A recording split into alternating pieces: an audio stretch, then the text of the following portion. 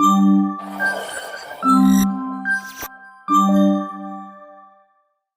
Sobat Pena, perkenalkan nama saya Laura Ariesta. Saya adalah seorang penulis dan editor. Sebetulnya saya mengawali karir menulis saya itu dengan menulis non-fiksi ya. Jadi pada zaman dahulu, saya menulis cerpen dan novel. Tapi saya juga pernah menjadi reporter dan pernah mengikuti kursus jurnalistik sehingga saya juga bisa menulis non-fiksi.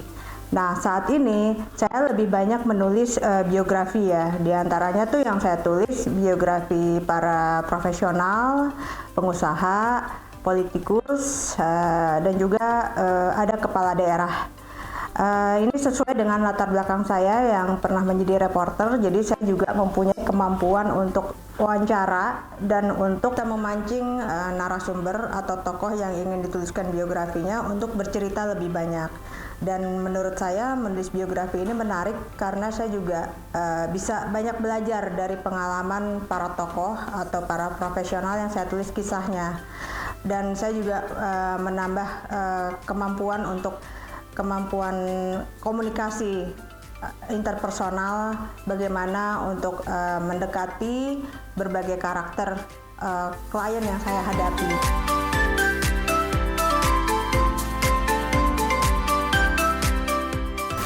Yang saya suka dari menulis biografi, sebetulnya saya tidak bercita-cita menulis biografi ya. Yang saya ketahui dari senior-senior saya, rata-rata penulis biografi itu terjunnya tidak sengaja.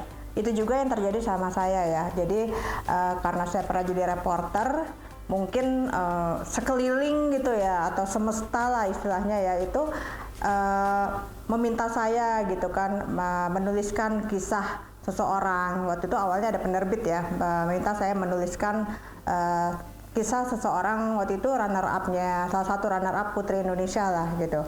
Jadi saya tulis kisahnya.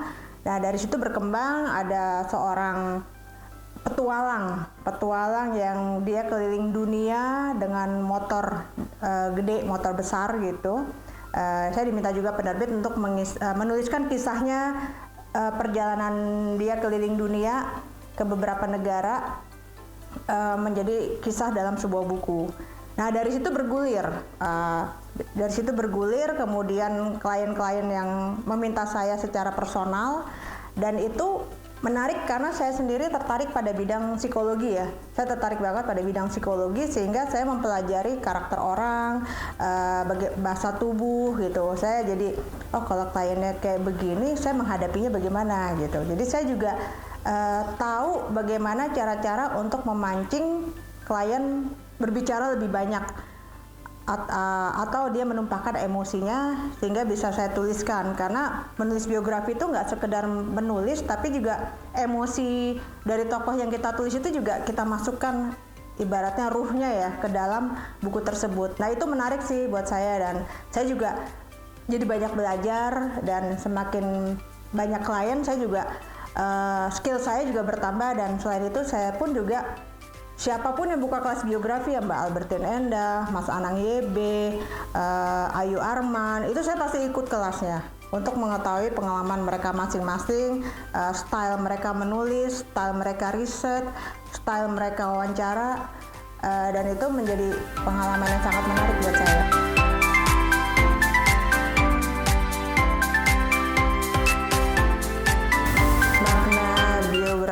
Sebetulnya apa ya, dalam sih ya kalau ke saya ya, karena seluruh prosesnya ya, proses sebelum menulis itu kan, terutama ini ya, biografi itu nggak sekedar wawancara ya. Menurut saya tuh kita juga harus pandai membangun komunikasi, kedekatan dengan si tokoh gitu, supaya si tokoh mau terbuka. Karena gini loh, nggak semua tokoh itu seneng ngobrol kan. Ada orang tokoh-tokoh yang mungkin, nah itu agak ini ya, dibutuhkan keterampilan kita lagi. Misalnya jangan sampai wawancara berlangsung, kalau bisa wawancara itu, bukan kalau bisa ya, bahkan sebaiknya wawancara itu berlangsung seperti orang ngobrol, bukan kayak pertanyaan kamu sekolah di mana, bagaimana pengalaman bapak gitu, enggak, lebih kayak orang ngobrol gitu. Jadi saya selalu berusaha menjadikan proses wawancara itu seperti ngobrol, seperti diskusi, enggak seperti tanya jawab Karena kalau ngobrol itu kan seperti tidak ada batas ya. Jadi makna biografi itu lengkap ya, satu paket. Bagaimana kita membangun konektivitas dengan tokoh, dengan keluarganya, dengan karyawannya. Karena yang kita wawancara tuh bukan hanya tokoh utama ya, tapi juga misalnya pasangannya, stafnya, orang terdekatnya gitu. Jadi tergantung kepentingan naskah itu siapa aja, kita juga harus nge-list siapa aja tokoh-tokoh tambahan yang perlu kita dekati. Kita harus punya skill personal approach ya. Jadi penulis biografi itu skillnya tuh nggak hanya menulis menurut saya, tapi dia juga punya kemampuan untuk personal approach gitu, terus bagaimana tahu karakter orang, karakternya begini, terus pendekatannya bagaimana, terus misalnya dicari dulu kesamaannya. Di contohnya pernah ada klien yang suka bola gitu ya, dan dia terlibat dalam bola itu. Terus saya memancingnya, walaupun saya kurang suka sepak bola ya, tapi saya memancing. Waktu itu saya bilang, Bapak pernah ke ini ya Pak ya, ke Old Trafford gitu kan. Saya kebetulan juga pernah ke sana gitu. Waduh, dari situ langsung ngoceh panjang lebar beliau gitu kan tentang sepak bola macam gitu. Nah itu kita harus tahu dari mana memancing supaya si tokoh ini berbicara dengan semangat begitu. Jadi maknanya dalam ya, luas bukan dalam, luas sekali buat saya. Terus saya juga dapat spirit dari sana, dapat pelajaran, pengalaman, sehingga misalnya saya kehidupan saya juga naik turun kan, saya ingat kisah-kisah mereka loh, sini aja bisa bangkit loh. Oh, cara ngeresponnya begini toh. Nah, seperti itu.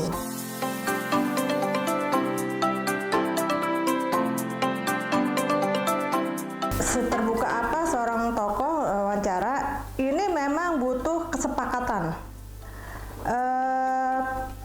Pertama, saat kita deal gitu mau menulis biografi, kita harus tanya dulu ini sisi mana yang ingin digali, dan tanya kesediaan sang tokoh untuk ya batas keterbukaannya. Karena pada saat wawancara berlangsung, saya mengalami juga masa-masa tokohnya cerita dengan semangat, tiba-tiba aduh Mbak yang bagian ini jangan ya Mbak, saya nggak enak misalnya sama keluarga saya gitu. Padahal menurut saya kisahnya itu menarik untuk diambil pelajarannya, dan kita memang sebagai penulis tidak usah takut untuk mengajukan argumentasi kita dulu untuk Pak yang ini menarik Pak, Bu yang ini menarik, jangan nggak dimasukin karena bisa ada pelajaran ya gitu. Terjadilah proses negosiasi lah ya antara kita penulis dan tokoh.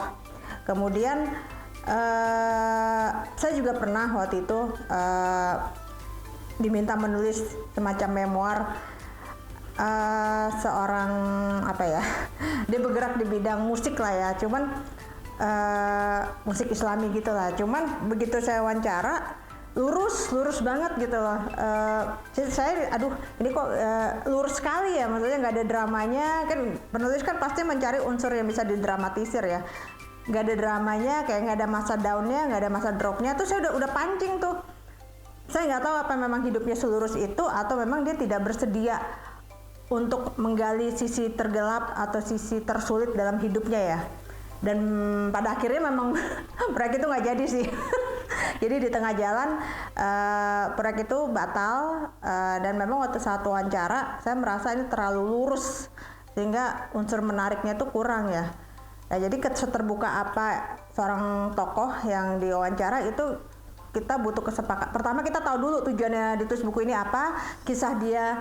Seorang tokoh itu kan pasti kisah hidupnya panjang banget ya, banyak banget ya. Dari sekian banyak tuh kita tanya mana Pak yang mau ditonjolkan. Misalnya dia sembuh dari penyakit atau bangkit dari kebangkrutan atau apapun itu ya. Nah itu kita bisa tanya dulu, dan pada saat dia bercerita kita bisa gali lebih dalam. Biasanya nanti di sela-sela itu ada hal-hal yang ini kayaknya jangan dulu atau yang ini saya tanya dulu gitu. Nah itu bisa sambil berjalan sih ditentukan bagian mana yang bisa kita muat.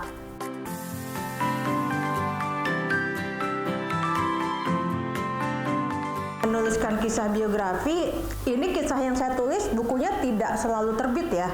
Saya mengalami beberapa kali,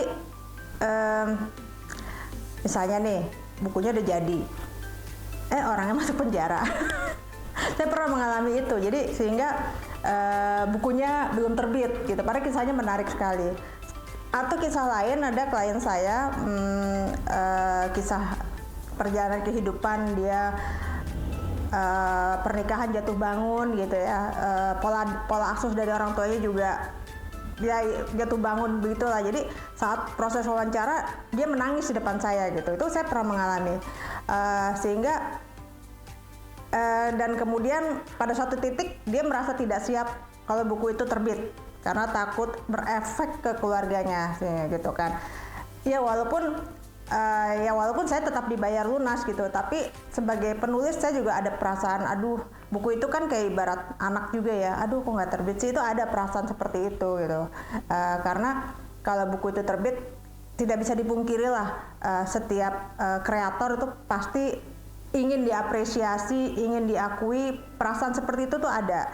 Tapi memang saat saya wawancara klien, saat dia sedih ya saya juga ikut merasakan sedihnya seperti ini ya, dropnya seperti ini ya. Saat dia bisa bangkit dari kejatuhannya juga ada perasaan semangat, oh ternyata memang semua permasalahan dalam hidup itu bagaimana meresponnya gitu. Kita jadi belajar cara mereka merespon masalah sehingga akhirnya bisa bangkit. Dan spirit itu pasti sedikit banyak itu menular ke saya juga. Jadi saya banyak belajar dari mereka.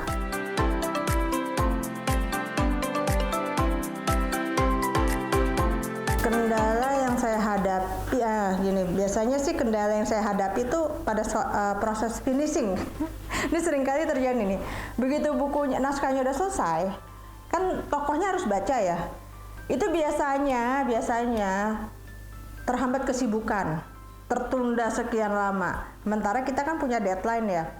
Walaupun ini klien personal ya, yang deadline-nya dia sendiri yang menentukan. Misalnya saya ingin terbit pada saat ulang tahun perusahaan atau pada saat ulang tahun orang tua saya, dan ternyata dia sibuk gitu.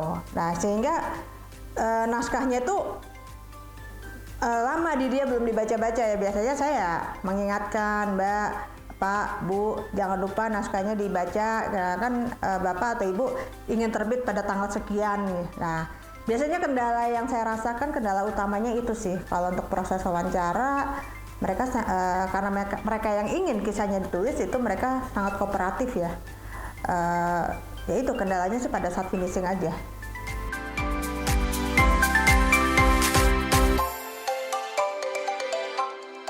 Ini tergantung tokohnya ya. Saya bahkan menemukan tokoh-tokoh yang tidak mau menonjol gitu. Jadi waktu itu saya menulis biografinya seorang, bukan kepala daerah ya. Kepala daerah juga pernah. Dia malah minta jangan terlalu ditonjolkan dianya, tapi lebih ke daerahnya. Nah, sementara peran dia banyak nih. Ini memang dibutuhkan keterampilan penulis ya untuk di mana tokoh itu terlihat perannya, tapi tidak terkesan angkuh, sombong, arogan, semua harus dia gitu kan. Pernah juga saya menulis tokoh seorang kepala bagian pemerintahan seperti itulah, yang dia bilang ini kerja tim bukan aku pribadi gitu kan. Tolong ya nanti jangan seolah-olah semua saya. Jadi tim saya juga berperan gitu. Ya udah, di situ sekali lagi dibutuhkan keterampilan kita sebagai penulis dalam menuliskannya dalam naskah. Tapi ada juga saya pernah ketemu tokoh yang sebetulnya bukan tokohnya sih. Jadi dia minta atasannya yang order tulisan anak buahnya gitu, tapi dia minta atasannya ditonjolkan. Itu saya juga pernah menemukan kasus seperti itu.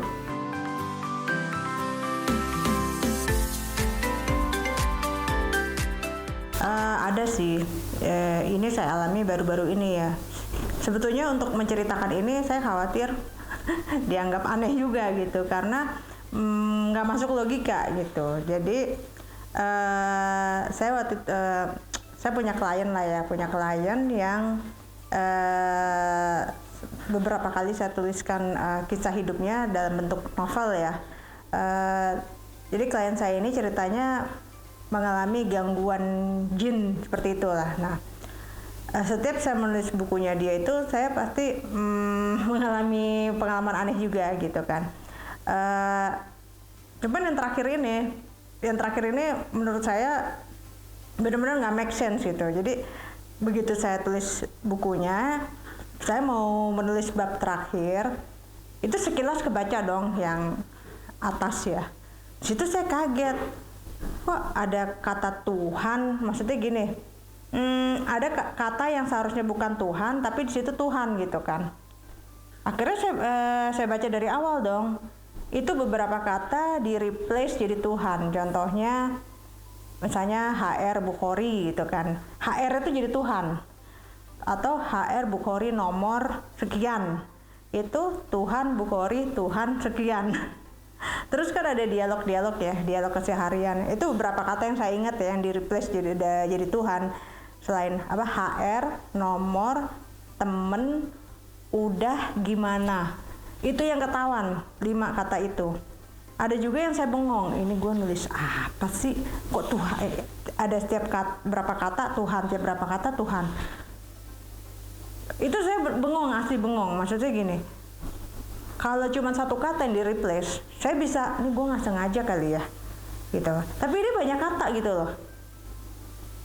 Masa iya gue bangun, gue ibaratnya tidur ngelindur gitu, bangun main laptop gitu kan. Terus saya ini kan telepon klien saya, waktu itu klien saya lagi di luar negeri, bilang, Mbak, kok aneh sih begini-begini. Saya ceritain. Karena aku udah bilang di awal, kamu lupa ya, ini buku buat kepentingan dakwah, ada kemungkinan kamu diganggu gitu kan. Itu seolah-olah kayak jinnya itu ngedit di laptop saya gitu kan. Tapi untungnya terus kita diskusi, kenapa kata Tuhan ya? Jadi ada sekitar 150 kata Tuhan yang di replace di situ. Kata Tuhan sendiri ada ya di hadis gitu ya, ada hadis yang ada kata Tuhannya, tapi itu nggak banyak, sekitar 5 atau 7 kata.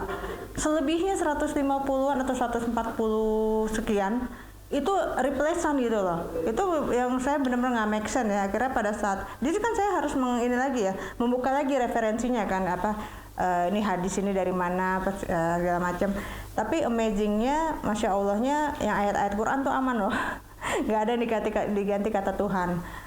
Itu jadi bahan diskusi kita, ialah kenapa kata Tuhan ya gitu kan, atau mungkin sebetulnya dia ingin mengganti dengan kata yang lain gitu kan, tapi nggak bisa gitu kan. Jadi ya bisanya dengan kata Tuhan. Ini pokoknya buat saya sendiri masih nggak make sense ya. Akhirnya pada saat saya mengoreksi lagi, saya puter Muratal Al-Baqarah. Kalau ditanya takut apa enggak, perasaan takut sih pasti ada ya, cuman kan karena saya sudah lama juga bukan bergelut ya, saya cukup dekat dengan dunia ruqyah kayak gitu ya. Jadi saya udah dapat kisi-kisi gitu kan, kisi-kisi bahwa karakter jin seperti ini gitu kan, bagaimana ya, amit-amit jabang bayi ya. Saya juga, ya Allah, ini saya di sini, ini si tokoh ya, bukan saya. Karena saya tidak seberani dia gitu. Karena saya pada saat menuliskan ini kan ada kata saya, kata aku, itu kan sebagai penulis kan kayak saya di sini bukan gue loh, tapi si tokohnya gitu. Gue nggak seberani dia. Jadi apalagi ada momen-momen saya menulis pada malam hari sendirian ditemani kucing-kucing, itu pasti kadang-kadang ada perasaan spooky tuh ada gitu. Cuman ya saya, ya itu tadi, karena saya tahu sedikit tentang dunia ruqyah gitu kan, udah dapat edukasi tentang ruqyah, tentang jin, rasa takut itu bisa saya eliminasi gitu ya. Jadi saya putar aja surat Al-Baqarah, terus begitu udah selesai saya koreksi, saya kirim ke WhatsApp klien saya bilang, titip ya Mbak buat cadangan gitu kan. Terus saya, ya Allah, ini jangan diganggu lagi naskahnya. Ya, alhamdulillah selanjutnya itu lancar. Ya cuma sekali itu benar-benar nggak make sense ya. Makanya saya untuk menceritakan juga ini bisa dipercaya nggak ya? Nggak tahu deh, nggak ketemu lewat akal sehat. Ya itulah salah satu pengalaman yang saya sendiri masih wondering saat ini, kok bisa sih tuh. Demikianlah sekilas tentang diri saya dan profesi saya. Bagi sobat pena sekalian yang mungkin kepo dengan karya-karya saya, dengan aktivitas saya, keseharian saya gitu, itu bisa ngintip di Instagram saya @laura_ariesta ya. Udah di situ aja cukup, di Laura Ariesta. Di situ bisa kelihatan keseharian saya seperti apa. Terima kasih.